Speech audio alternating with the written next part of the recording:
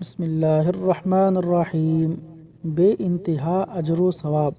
رسول کریم صلی اللہ علیہ وسلم نے ارشاد فرمایا، اگر لوگ جان لیتے کہ اذان دینے اور پہلی صف میں نماز پڑھنے میں کتنا اجر و ثواب ہے تو لوگ اس کے لیے قرآن اندازی کرتے۔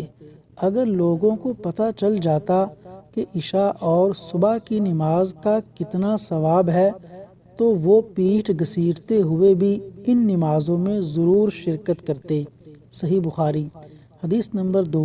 رسول اللہ صلی اللہ علیہ وسلم نے فرمایا، منافقین پر سب سے ثقیل اور بوجھل نمازیں عشاء اور فجر کی نمازیں ہیں۔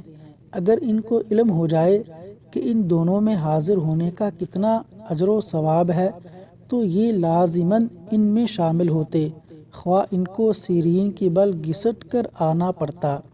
میں نے ارادہ کیا کہ لوگوں کو نماز پڑھنے کا حکم دوں، پھر ایک آدمی کو حکم دوں کہ وہ لوگوں کو نماز پڑھائے، پھر میں کچھ آدمیوں کو جن کے ساتھ لکڑی کا گٹھا ہو ان کو لے کر ان لوگوں کے پاس جاؤں جو نماز میں حاضر نہیں ہوتے، اور ان کے گھروں کو ان کے سمیت آگ لگا دوں۔